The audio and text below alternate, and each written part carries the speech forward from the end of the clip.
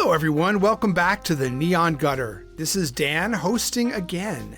In our last episode, you'll remember that we talked about the group's latest trip to Las Vegas that I was unfortunately able to be on. But my two co-hosts were able to attend, and that, of course, is Matt and Burt. Hi, Matt. Hello. I am looking forward to the exciting conclusion to my retirement party. And I anticipate that at some point during this episode, I'll actually get a retirement party. Yeah, good luck. And hi, Burt. Hey, Dan. Hey, Matt. I'm looking forward to the exciting conclusion of you hosting this show. I'm getting comfortable in this seat. I'm enjoying it. Do not get comfortable. I'm okay. Remain very uncomfortable. I did come across the ad on Indeed for a new host for this show, but anyway. So you'll remember, folks, that we've been talking about these guys' most recent trip to Las Vegas. Sadder and sadder the longer it goes that I missed it. It sounds like a blast. Matt got to retire in style over the weekend, in the style that he wanted, which Definitely. was waiting around for his deadbeat friends to acknowledge him in any way, shape, or form. Which they did not. They also had a lot of cheap cocktails, dirty bus rides, and many encounters with vagrants at the Poker Palace. They did it like they were on $40 a day, even though it was an unlimited budget. Yeah. That's how you do it. You guys are hardcore. $41, $42. We were going wild. I guess that's how we do it. Now, you remember when we finished our last episode, these guys told us all about what a great time they had seeing Losander at the Las Vegas Magic Theater. But I'm wondering, after spending real money on a real show, how did you guys bring yourselves back down into the gutter again, where you belong? You can't keep up that kind of spending. I will say at this point, I was starting to get a little crestfallen. I was like, it's almost like my friends just came to Vegas to screw around. They didn't come for me. Oh. Yeah, and I was feeling a little crestfallen. That's next thing we did. Thank you. Yeah. Yeah. I think we walked from Losander, still kind of giddy from how much fun the show was. Still talking about we walked up to the Aztec Inn to play some penny video poker. So there we were right back in the gutter. Aztec, smell of bad breakfast. I love it. Yes. That place, $5 breakfast. They've got Thai food on the menu right next to hamburgers. Interesting place. The machines are all very old. So some of the buttons work, some of the buttons don't work. But they do have genuine penny video poker where you can play a penny a hand. A penny value, not just penny increments. Right. Love it. Yes. So Exactly. you bet a penny a hand. I put $1 in. I couldn't work my way through that $1, but I did get 2 free beers from the bar. They had great bar service. You just walk over there and say, hey, I'm playing poker over there. Oh, yeah. And there's no cocktail waitresses going around, of course, but if you just go up to the bar and you say, hey, I'm playing over there, they give you, free beer on draft. Nice. It's the only casino that I know of where you can't get into the bathroom without a code that you have to get from the bartender. Oh, wow. Yeah, that's rare. Or the security guard. Or the security guard, yeah. So I noticed a photo in your photos, Burt, of a slot machine with a cigarette butt that just looked like it had been tapped right onto the screen. Was that from the Aztec? That was the Aztec. That was the just Aztec. A bunch of ash on the lip of the screen. I guessed that was the case. and good guess. Good guess. I kind of figured there was some ash somewhere because I could smell it. It's the Aztec. Someone had been smoking in there at some point recently. The Well, recently and a long time ago, and at every moment in between. It smells like old Vegas. Wow. Yeah. Nice. But we had we were sort of giddy with excitement, just betting a penny a hand and getting free drinks at the bar and stuff with a very friendly bartender. Everybody was cool in there. It was a lot of fun. Yeah, we'll be back to the Aztec. The downside is I couldn't get through $1 and I had 32 cents in credit left on it. It's just like, I'm not going to print out this ticket for 32 cents and go bother this bartender who's working really hard and serving everyone just to get my 32 cents. So the bartender was also the cashier? Yes. I see. Yes. There's no pay machine there, and they're not paying real pennies. You have to take your cash out slip to the bar.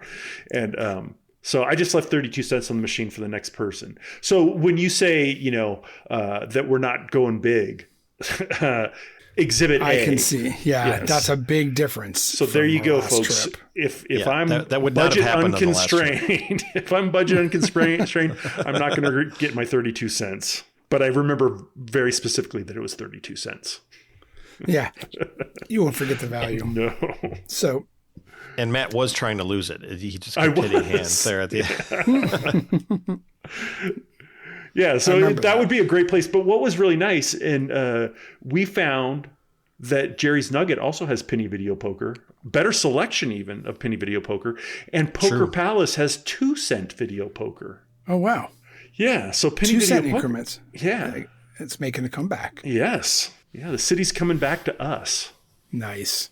Yeah, so speaking of Poker Palace, that was our next stop. So we're getting into the early evening, and they had a poker tournament that was one of the highlights that we were really looking forward to on this trip. Yeah, it's such a chaotic always one. Yes, a chaos, absolute. What's the name of that bar in Star Wars? Yes, Mos Eisley. Yeah, the Mos Eisley Cantina of poker tournaments. Yes, and it's really great. That's so we got on a bus and headed up to Poker Palace, and that's how we got to Poker Palace, which is how you should get to Poker Palace, is on a bus. Yes. We aren't the only ones. So just to give you an example, it's $25 for the poker tournament on Friday and Saturday nights. There's a $10 add-on, but the most you can spend is, I think you can get in for as little as $20. $5 for some extra chips, $10 for an add-on. And some of those people just come in for $20. One guy at my table rebought 5 times, so he was in for $125. People do that. Yeah. Wow. This is an example. I only bought in once, and I did not do the add-on because at the first break I had a ton of chips, so I was fine. They don't get, and unlike Westgate, where you really have to add on because they give you so many chips, it's not the case at Poker Palace. So I just felt like it wasn't a good value. So I ended up not adding on. So my full buy-in was $25 over there. Wow. So my buy-in was $35 because I did do the add-on. And here's an example of the type of play there. Within the first hour, I'd say there was either 2 or 3 people all in on every hand. And I got short stacked at one point. I had 1,400 chips left. I think the blinds were at like 300. I pushed all in, got 3 callers. I pushed all in on the button with ace-9 and got 3 callers. Wow. My ace-9, I did not pair, and I won the hand. I mean, 3 other guys with the ace high. Yeah. And then Jeff was still alive, and I think Jeff was the 11th person knocked out, so he just missed the final table. And I made the final table, and once you make the final table, they give you, this is how much each person will get if you want to chop. You can keep playing till there's a winner take all, or if everyone at the table agrees to chop, you can chop. I was about 3rd in chips. In other words, share the pot, share the prize money among all of you. Yeah. I was fine with just fine with taking $158, which was the share when 8 of us were left. So for my $35 buy-in and $158, I had a great time. Nice. So we each get paid $158, and I get paid first. And they say, don't forget to tip the dealers. And I thought, you know what? I'm going to tip generously and be the first one. I'll tip generously and hopefully shame the rest of these guys into tipping the dealers, because I doubt they get a lot of tips at the Poker Palace. And that's my guess. Probably true. So I put down, I gave a nice tip, and the next guy in line to cash out goes, oh yeah, he's tipping for me too. It's usually my line. That's hilarious. Hilarious. I don't think my generous gesture helped much. Wow. That's a crazy tournament. It's nuts. It is. It's nuts. Yeah. There are people playing Candy Crush during the game. There's so many fights. So many people that called me all in a couple times. One guy had 3-4. He called me pre-flop all in. Like, well, he could get that low straight. He might get lucky. He might get 2 to a straight. Live cards. Now you're skating by one of the things that happened at Poker Palace before the poker tournament. We were all a little bit hungry. And they have a vending machine full of, I guess you could call it food. I'm not sure if food is quite the right word, but they do have a vending machine of things that some people would think about eating. With a microwave next to it. So these are like meals. Well, there you go. Yeah, meals. Yeah, some soups and some, cellophane sandwiches and stuff like that. And Matt said, if you buy the food, I'll eat it. Yeah. That's what I'll eat. But you have to pay for it. So Jeffrey and I were like, yes. No, I said, if I get dinner out of the vending machine, will you pay for it? Yeah, that's the thing. How's that different? Because I would not have gotten the tuna melt, and you guys said you wouldn't pay unless I got a vending machine tuna melt of there was a tuna melt age. in there that looked like it had been in there at least a week and a half. So and it was not refrigerated. No. And so we said, okay, we'll pay for the tuna melt. Retirement dinner. Yeah. This was the party. And a young woman came up by the name of Miss Kelly, and she said, "No, do not eat in there. You go back to the restaurant. They have a proper meal. Do not eat out of that machine." She was very. And she saved Matt's behind. Yes. Because he would not have probably even made it to the poker tournament if he had eaten it. Well, I would have puked on the table more than once. That was Miss Kelly, who was the queen of the palace, she explained. The queen of the palace. Okay. Yeah. Yep. So we ended up getting dinner at the North Shore Oyster Bar, which is really just a counter in Poker Palace. You've described it as good. Well, I made the mistake this time of not getting Cajun. And that's what you got to get. Last time I got the gumbo, and it was some of the best gumbo I've had. Really good stuff and really reasonably priced. And nice. I just got carne asada fries, which just seemed like they just dumped steak and on fries with some cheese and sauce. You got the shrimp po' boy, Burt. Yeah, I got the fried shrimp po' boy. It was quite good. And before that place had opened, we saw it on the web, and we're just laughing that there would be a oyster bar in the Poker Palace. It had to be the worst possible thing that anybody would get. And it's just not true. And so we've eaten there a number of times out. It's very good. It's very reasonably priced. Nobody's ever gotten sick. It's all great stuff. It's really good and highly recommended, actually. Yeah. If you're in that neighborhood, you should eat at the oyster bar. It's quite good. And we like it a lot. Good to know. Yeah. Yep. And the guy that's serving you your food, he's the guy that owns it. He just runs this little counter. That's his job. Yep. Super cool. Nice guy. Very nice. So we kind of woofed that down really quickly so we could get to the poker tournament on time.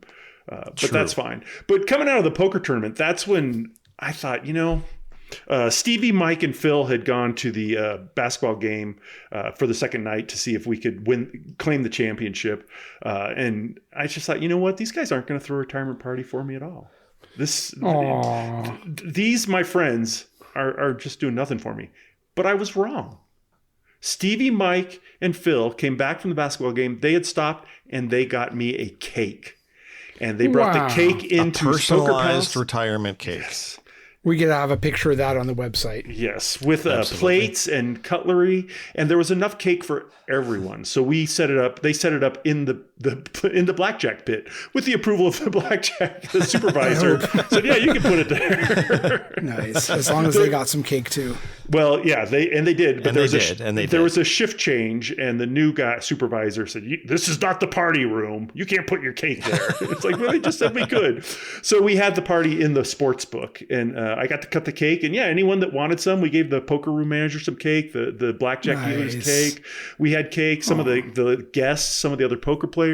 We had a good time, and they even Mike, Stevie, and Phil had even bought an enormous kitchen knife to cut the cake, which Phil commandeered and just was marching around the casino with this 12-inch knife blade. Oh gosh! So is he Michael doing Myers okay? would have been like, "This is too big of a knife."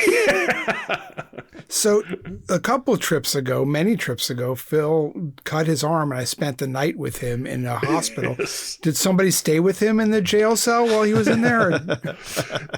We're just glad he didn't cut himself with that knife. Yeah, he took his trench coat off at some point and left the knife inside of it. So I believe somebody commandeered the knife from that coat to get it away from him. Oh, wow. So then he spent the rest of the night going, "Where's that knife? Has anyone seen that knife?"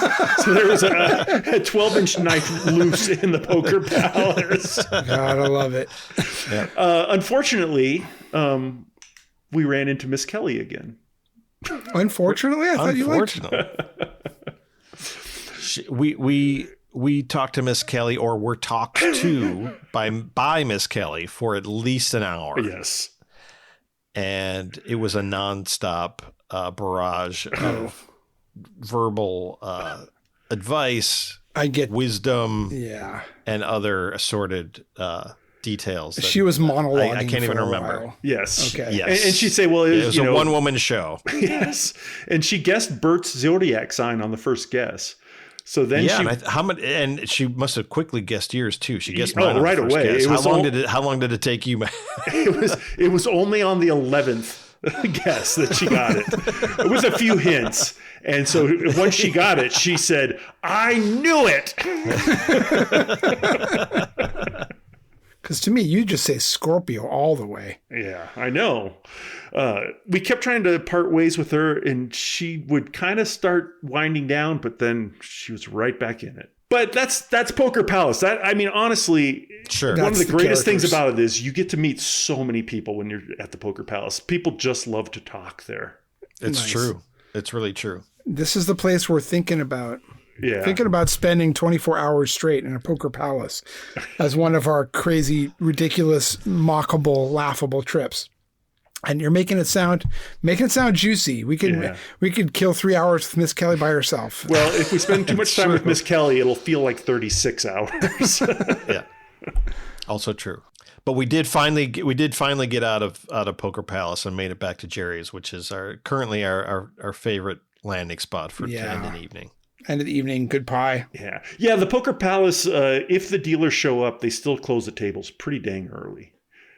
They're 3 blackjack tables, $3 and 2 $5 tables on a Friday night. But they close them pretty early. So you got to go over to Jerry's and hit the craps table. I was slow to join the game, but the other guys started playing. I just kind of hung low. I was actually really exhausted too. I believe it at that point. Just that release of finally getting the party I deserved. So always on our trips, one night of craps is really hot. So you had that last on Friday night. So I'm assuming Saturday night was kind of. It was a little bit of treading water because every shooter seemed to hit a point, but it was literally just 1 point, and there must have been 7 or 8 shooters in a row that hit just 1 point. And sometimes that's worse than just 7ing out right away because you get come bets up and that kind of stuff. So that's right. It was not great.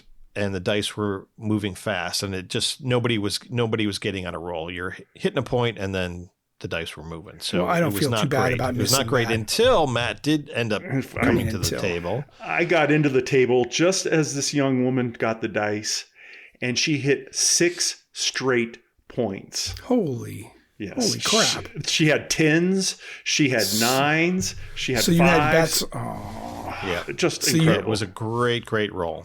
2 nights in a row. That's rare. Yeah, she must have rolled for 40 minutes, at least a half hour. Whoa! Yeah. Wow. Yeah, I had been down about $200 at that point, and ended up up 75, so I probably made about $300 on her. And my God. Jeff said he walked away from the table up over 300. I just had the one shooter. Wow. That's the whole evening for me, and I walked away up $157. Fantastic! Wow. That's after all the tips to the dealers and the dealers, because Jeff and Burt were down at the other end of the table, and they had everything covered on come bets as well. And we were tipping the dealers, and they were putting them on the line. And toward the end of this this young woman's roll, their winnings. Yeah, they had a stack. I would guess they had $300 or $400 in green chips in their tip stack. Wow, they fantastic. and they were parlaying too. So we were hitting. They were hitting hard ways, and they were parlaying. It was these young dealers had a good night. Very, very nice. Yeah. Well, now I'm really sad I missed it. Yeah. I just have to mention that the boxman who was there that night complimented my Imperial Palace valet shirt that I was wearing and said, I meant to compliment you last night for what you were wearing, my mint satin jacket from the Mint 400 race. So sweet. I got a nice compliment Good from bond the there. boxman. Yeah. Yeah. Well, it bears out what Lucky Ned says about women rollers being really good. Hot dice when the ladies throw. He says it's true. Yeah, and after she hit 6 straight points, it's like, you know what? That's enough for tonight. Yeah, we all cashed out immediately. Yeah. Yeah, so what a great way to end the night. We all cashed out and went back to the Rio, got back there about 2:30. Unfortunately, I had a very early flight. I had the first flight out in the morning, so I only could sleep for about 2 hours before getting up and heading to the airport. Dang. Yeah, and he was not quiet about getting up and shuffling around the room, even though I needed that sleep badly. Very unfortunate. Yeah. I know that from our trip. Yeah, he was quiet, but I woke up. I needed to use the bathroom, and I saw him using his phone, stumbling around the room looking for stuff. So I just pretended I wasn't awake because I didn't want to talk to him anymore. And that's miserable. I mean, I guess all the winnings, it sounds like a great trip. So at least you have that behind you. Yeah, it was a great trip, and it's a little miserable getting up at that hour, but it was not bad. Like going to the airport, it's kind of chill and quiet. You got a nice driver and stuff. And then the airport, I was expecting to be sort of chill at that hour too, but it's actually the airport at that hour, 6 o'clock in the morning, is crazy on a Sunday morning. Oh, wow. A ton of people are trying to get out on the first flight of the day, and it was just packed with people. So thankfully I was there in enough time. I had allowed enough time to get through security and stuff, but it is not empty at that hour on a Sunday morning. Okay, folks, it's time for us to take a quick break, but don't go away, because even though Burt left town bright and early, Matt still has more tales from Sunday in Las Vegas, including his quest to find some playable games on the Strip. Good luck. I know. I was going to say that's very unlikely. I'll be curious how that works out. We'll also hear from our old friend Sigma Derby expert Ski. He's coming back onto the show, calling in live from Las Vegas to discuss his impression of playing with these two amateurs. There's all that and more right after the break, so stay with us in the gutter. Amateurs?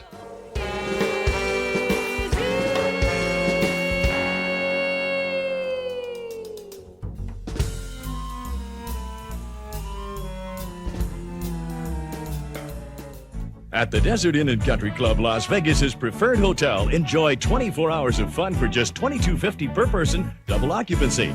Golf on our 18-hole championship course, swing on our 4-lighted tennis courts, or splash in our beautiful Olympic pool. You'll also get preferential reservations for a great Broadway musical in the elegant Crystal Room. Imagine a luxury vacation in the heart of the Strip for just $22.50 a night. See your travel agent or call toll-free. The fabulous Desert Inn, Las Vegas.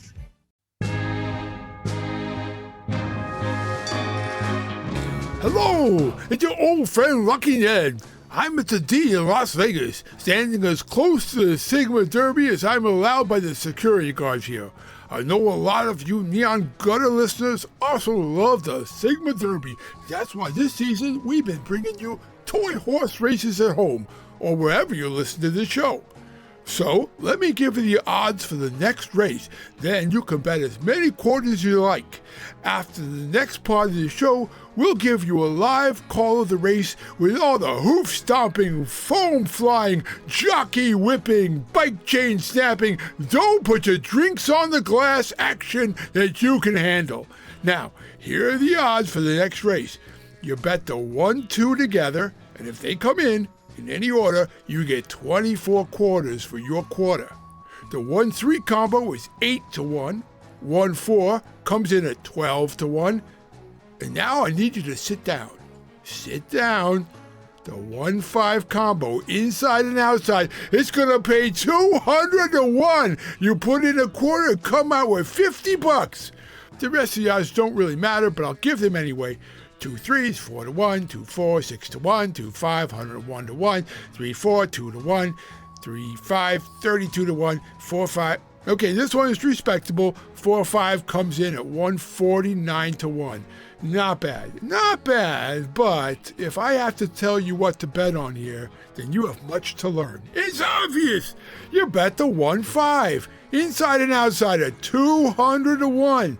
You bet 2 quarters, I think. If you're feeling it in your tum-tum, bet 3. This is when you two get to retire like Matt. I'll be back soon with a live call of the race, and we're all gonna party together with our winnings. Oh, it's so exciting!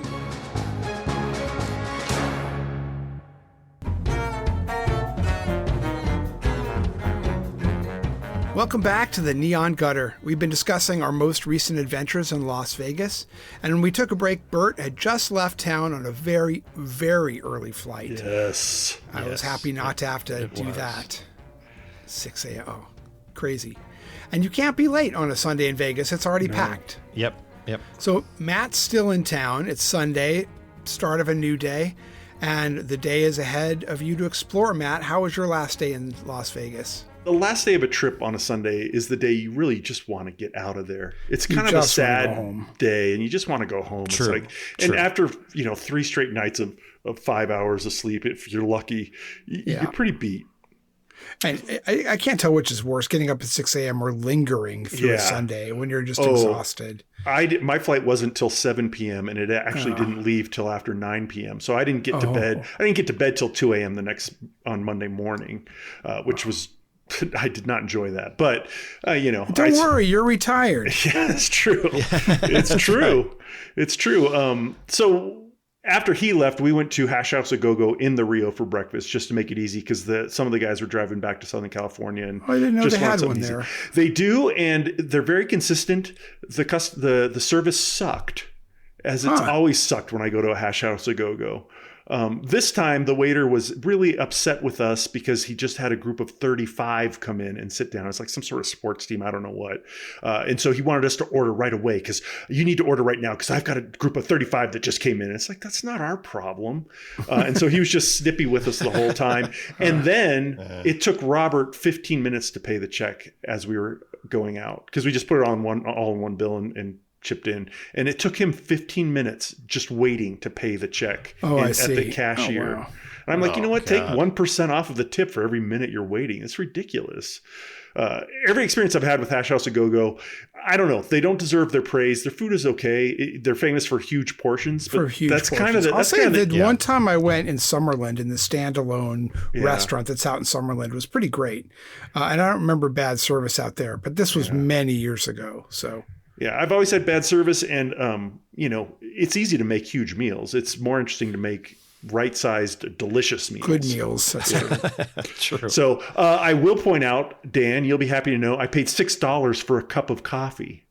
There you go. Now you're learning. Yeah. Do you think $31 is the right price to pay for biscuits and gravy and a cup of coffee? I don't, but that's what I paid with tip. But $6 for the coffee's fine. The rest of that. I'll just mention I'm still a $6 coffee virgin. Yeah. Wow. I'll get you one. I'll get you one. Wait till you taste it. And I spent the day cashing in some free play that I had through my Vegas, Luxor, Mandalay Bay. And then Resorts World has $25 for new members signing up. Interesting thing about Resorts World is that place is dead. Man, it's a huge casino, and it was not doing well. Yeah, it was the deadest casino on the Strip. Things were actually really busy because it's St. Patrick's Day weekend, and they were just dead. Interesting. Really strange. But I ended up netting about a little over $100 profit off of my free play for the day. And while I did that, I walked the Strip and went into every place just to see who has 000 roulette now and who has crapless craps. And every place I went into has both. Really? Yeah, they do have some 000 roulette, but they also have 000. And there's just as many people playing the 000. And it's like, what are you doing? Why? Wow. So Luxor, Excalibur, New York, all those places. MGM. Everyone. And none of them have a 0 for the 000. It's all a kind of a hidden symbol. Yeah. Oh, to make it look cool. Yeah. Oh, wow. It's just embarrassing. It's disgusting. The Strip is so insanely overpriced. It's just everything seems to be designed to fleece people as fast as possible. Yeah. Where we get some fun play and fair play at South Point or Jerry's Nugget, some of the off-strip places, the Strip is just a machine to rip you off at this point. Yep. It's terrible. Yeah, we used to be like some of the few people that would talk that way about the Strip, and now it's literally everyone is talking about how crazy the prices are on the Strip and how nobody can stand it anymore. You feel nickel and dimed everywhere. Yes. Exactly. Oh, you want to come? Exactly. You want to come gamble here? Pay $20 to park first. Oh, right. That too. Right. Yeah. There's only one thing to do if you want to have fun on this trip, and that is start at the one end and walk all the way to the other end. That's the only way to have fun on this trip. Yes. Loads of fun. But stop at the Aztec. Yes. Yeah. The Aztec's great. Penny video poker is great. Yeah. Aztec is great. And really for me, what a fantastic trip. What a blast the trip was for me. I had so much fun. I do want to point out that Jerry came in Saturday. He didn't get there till Saturday because he was more interested in hanging out with leprechauns than with us. So he stayed for St. Patrick's Day. And for some strange reason, he gave me a ride to the Luxor on Sunday because he wanted to go have their crappy buffet before it closed for good, because it's closing for good at the end of this month. And I'm not sure what kind of memory that forms for him to say, yeah, I ate there. It was terrible. But he did that. But I appreciate it because he gave me a ride to the Luxor. It was good to see Jerry. I had a great time. I think there's really only one thing that would have made the trip better for me. And that is, Dan, if you had been there, Yes. Yeah, to organize the rest of the guys to throw me a better party. I would have done it too. I would have done it. Yeah. It was a goofy, very fun, very full weekend. So full that I don't think anyone ever even got a buzz because we were just moving the whole time. Yeah. Well, to that point, also, the cocktail service wherever we went was notably bad. So we're going to have on a future episode. That did not help. A sort of a scientific rundown. Yeah, we'll talk about that on another episode. But well, I have to start making my plans to miss next year so you guys can have a really good time without me. But right now, I think it's a good time to hear from our resident Sigma Derby expert, Ski, who's calling in live from the Las Vegas airport to talk about how well you two guys did at the toy track on this trip. He's going to give you some evaluations on your performance. Ski, thanks so much for joining us, taking some time out. I guess you're in between flights right now and took some time out to talk to us a little bit more about Sigma Derby. You bet. Glad to be here. Actually, I'm sitting in the airport in Vegas, baby, but my layover wasn't enough time where I could catch a cab, go down to the D, play the Derby, and then come back. You need a better travel agent to schedule that better. Yeah. Well, if the layover is not long enough, but too long to go to actually have a good time in the airport in Vegas. So, but if you know what, filling the time talking to you guys is great. Good. Good. That's great. I just wanted to catch up on our visit in Vegas. We all sat down at the Sigma Derby, and when we got there, you got there right about the same time, and there was the table on a Saturday morning was basically empty when we got there. But I would say, like within 20 minutes, we had them 3 deep around the table. It was a great crowd. We were fortunate to all be able to get seats, you know, at the same time. Rarely does that happen when you bring, more than about 3 people and you start getting those kind of numbers. Somebody standing on the rail normally and handing you quarters to bet on the 200 to 1. But typical of the Sigma Derby, once some people start making noise, other people are like, what's going on? And a few more people start coming and a few more people start coming. And I had, on either side of me, I had 2 people playing one stand because they couldn't get their own. So we were shoulder to shoulder, and it doesn't matter how old you are, how quiet, how young you are, or how quiet you are in real life. People get vocal at that thing. Oh yeah, and that was a great morning too. I mean, I had an awesome time, and then I bet you're probably going to mention it, but then the 160 to 1 did come in, and we hit it from all. Yes. Yes, it did. I think everyone won, right? Burt, remember that? Wasn't that great? Not everyone won. Not everyone, but I heard a lot of cheering around, and that was exciting. Yeah, 160 was pretty awesome, but it wasn't magical like a 200. So I'm still on the hunt for a 200. For sure. But that was because we were playing with house money. Yeah, mostly. I still ended up losing a little bit of money, but it was well worth it. So the question from us is, what was it like for you playing with a bunch of rank amateurs at the table? Oh, I don't consider anybody that's playing the Derby a ranked amateur. I mean, like, after you play it, you're a veteran. You know, you play it once. And just as long as you don't drop your quarters and pound on the glass. It's true. I think anyone that's played it once and understands the rules is going to be just as lucky as anyone else playing it. But I marveled at your ability to 2/3 of the way or even a third of the way to the race tell us exactly who was going to win. You could never tell us when the quarters went in, but once the race started, you were pretty accurate about guessing what would happen. Well, that's what they call watching it for 19,000 races. Yeah, you hit your 19,000th race when we were playing. Is that correct? Right. Yeah.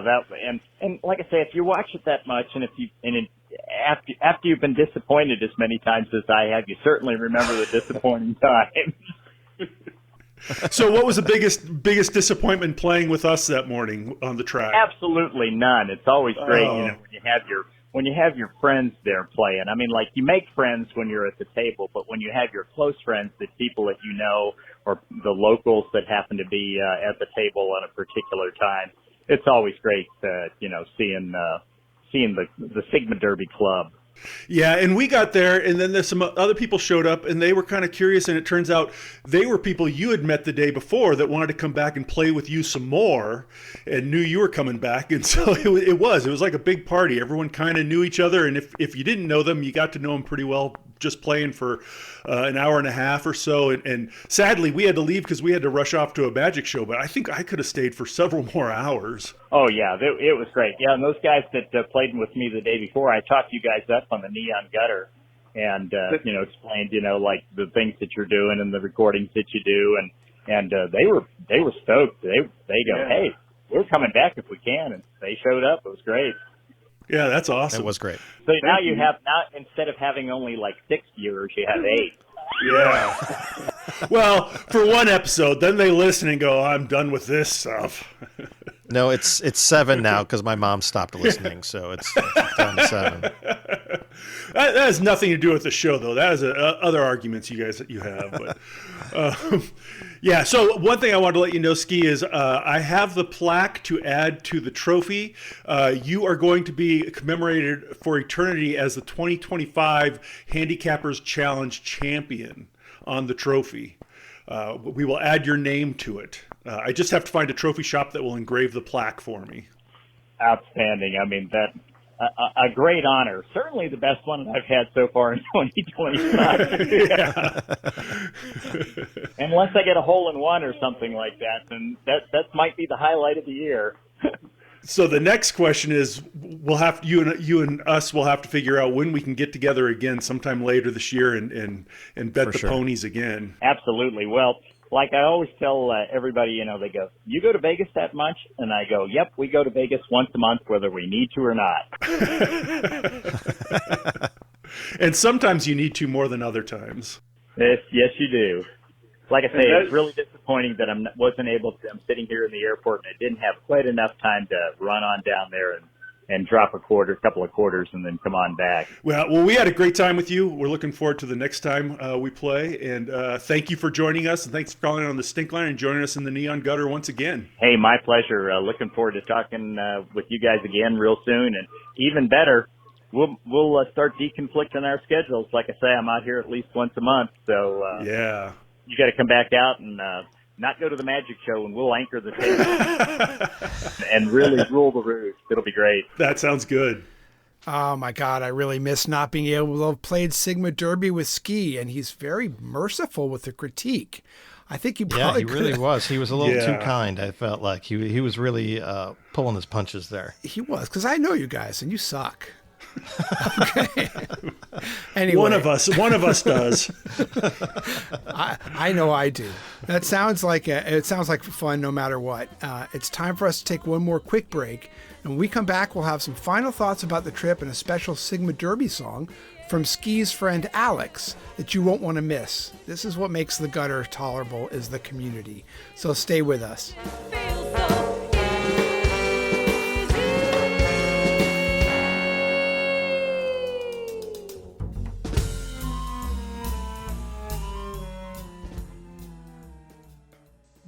The Bingo Palace Casino announces the greatest food offer in Las Vegas. We call it the Breakfast Supreme, and it's only 49 cents. It includes 2 eggs, bacon or sausage, potatoes, toast, and jelly, and it's served 11 p.m. to 7 a.m. every day. Served 24 hours is the tasty shrimp cocktail, only 90 cents, or a delicious beer-steamed hot dog from the bar, also 90 cents. Enjoy good eating and good food anytime at the Bingo Palace Casino. And now it's time for the Neon Gutters Sigma Derby Race of the Week. We've got the 24-8-12 race here. The 1.5 is the 200. We've got a 101 as well. And we've got a 49 on the 4.5. Ski, where are you at? Anyone. 200 and 2 to 1. All right. All right, and I am on the 2.5 and the 1.5, and here we go. The 4 is taking a massive and possibly instrumental lead as we go into the first turn. The 1 is coming on strong from the inside. 5 is weak on the outside. Here comes the 2, the 3, the 1, the 4. It looks like a 1-4 at this point as we come into the stretch. 1-4 moving quickly, and here comes the 2. Here comes the 2 strong. It's 2-4 right now, but the 3 is moving. A 1 is moving. It looks like we're going to have a 2-4 finish for a lousy 6-coin payout. disappointing, heartbreaking sadness. Hey, it's me, Lucky Ned again. We won! Yay! And if you didn't, you really should go with guts more. I always say that, go with guts. And if you'd like to get more tips on guts, on plastic ponies, and how to live life, go to neongutter.com and click around until you can download my gambling systems. Look at us! We're a pair of winners! So now let's get back to the show.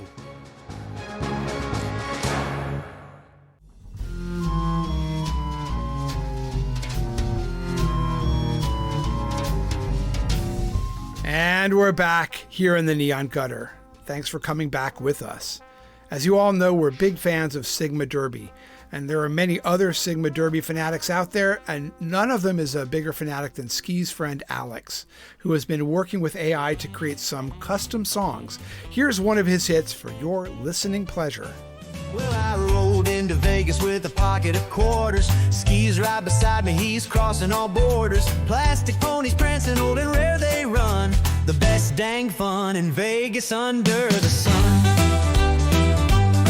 It's the Sigma Derby down at the D, a clanking, cranking horse race jubilee. Little plastic runners, they shimmy and sway. We were broke, but we're laughing all our blues away. Oh, Sigma Derby, you're the king of the floor. A quarter-fed dream from 1985's core. With a whir and a clunk, you steal our last buck. Down at the D, man, we're pushing our luck. So here's to the D, where the old days still gleam. With Ski and Alex on the Derby team. Hold your quarters tight, don't smash or soak. Rare old Sigma's the best Vegas joke. Well, I'm not sure I'm going to make that my ringtone, but it is a lot of fun. Thank you so much, Alex. It is, yeah. Thank you, Alex. We really appreciate it. Yeah, it's cool. We'll have a bit of one more of Alex's hits at the very end of the program after the haiku, so stay tuned till the end. And we'll have a link on our website to Alex's YouTube channel, so listeners can discover more of his Las Vegas-based music. And that about wraps us up. I think that's it, right, guys? Yeah, it was a great trip. It was a great trip. It was a fantastic trip. I finally did get some recognition, which is more than my wife has given me. For what? Oh, your retirement, right? I retired, yeah. I know. I've kept it pretty quiet and under wraps. I haven't told too many people, but... I wanted to just say congratulations to you on your well-earned retirement. Thank you. That's the last I'm going to mention it. So think of all the time you'll have on your hands now to place Neon Gutter stickers all over all the dirtiest spots in Las Vegas. Speaking of which, listeners, you can still get your hands on free stickers and a $100 entry into a Vegas World Slot Tournament. Just leave us your mailing details on our stink line. That's 775-400-2941. 775-400-2941. Once again, 775-400-2941. That's psychological. You have to say it 3 times. 775-400-2941. That's 4 times. That's right. It's even more effective. Really call us for any reason, large or small. We'd like to hear from you. That's it for today, everybody. Thanks once again for joining us down here in the filthy, slimy Neon Gutter. And be sure to join us next time on the Neon Gutter. I never host again. You are never hosting again. Out of the park. The cash won't last. Hey, bud, come here. I got to tell you something. The Neon Gutter is a Big Empire production. Shh, keep it to yourself. Randy Shandis, executive producer. That guy will kill you if you look him sideways. Our incredible theme music is courtesy of Rosin Coven. Don't tell anyone. Do you have something to say? Call our voicemail quietly, anonymously at 775-400-2941 and leave your email address and your mailing address anonymously. And for more episodes, vintage photographs and videos, contact info, and those incredible, amazing trip reports, visit us at neongutter.com. All right, bud? Tell them you heard it from me.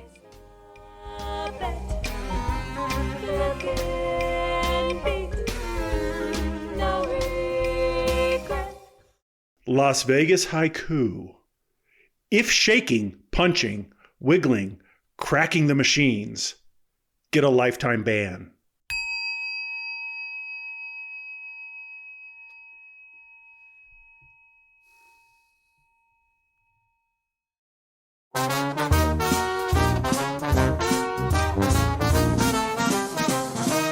I got a call from Neon Gutter one fine day. They said your songs are dope. Can we press play? I said, sure thing, boys. Spin 'em loud and proud. Just don't forget my name in your funky crowd. Take my tunes, let 'em glow in the neon light. Spin 'em on your podcast day or night. I don't need no gold, no fortune, no fame. Just holla Alex, that's my claim to the game.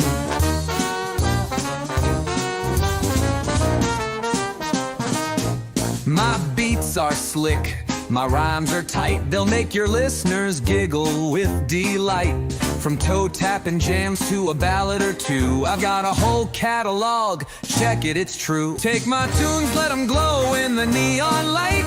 Spin them on your podcast day or night. I don't need no gold, no fortune, no fame. Just holla Alex, that's my claim to the game.